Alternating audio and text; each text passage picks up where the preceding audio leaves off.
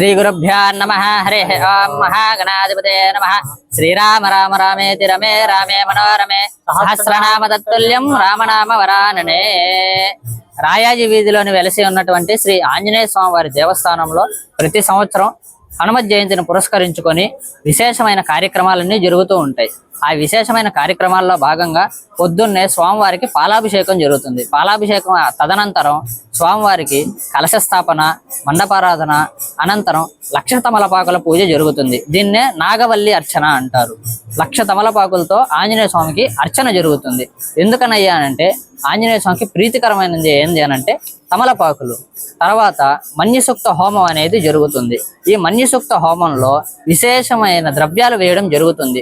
అవి ఏంటయ్యా విశేషమైన ద్రవ్యాలు? అవే ఎందుకు వేయాలి అనంటే ఆంజనేయ స్వామికి ప్రీతికరమైనది కాబట్టి విశేషమైన ద్రవ్యాలు వేస్తారు. ఆ విశేష ద్రవ్యాలు ఏందయ్యా అనంటే పండు గుమ్మడికాయ, తమలపాకు, సింధూరము, తేనె, ఇటువంటివన్నీ విశేష ద్రవ్యాలు వేస్తూ ఉంటారు. దీంతో పాటుగానే పొంగలి వేస్తారు. దాని తర్వాత కలశ స్థాపన, ఉద్వాసన, కలశ శిఖరానికి అభిషేకం అనేది జరుగుతుంది. దేవాలయ శిఖరానికి ఈ శిఖరం మీద అభిషేకం చేసిన నీళ్ళని ఎవరైతే భక్తులు ఉన్నారో వాళ్ళు చల్లుకుంటే, వాళ్ళు తీర్థంగా తీసుకుంటే వాళ్ళ సకల పాపాలన్నీ పోతాయి. దీనికని శిఖర తీర్థం అనేది తీసుకుంటారు. దీన్నే కొన్ని దేవాలయాల్లో కుంభాభిషేకం అని కూడా పిలుస్తూ ఉంటారు. ఆ తర్వాత మహాపూర్ణావతి జరుగుతుంది. స్వస్తి.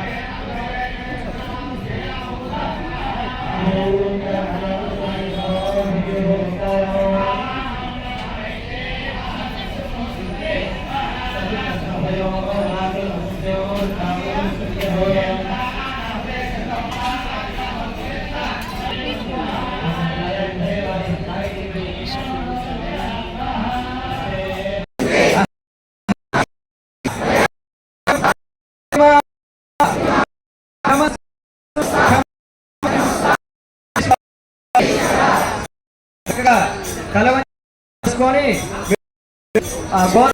కుటుంబంలో ఉన్న పేర్లు చెప్పుకోండి.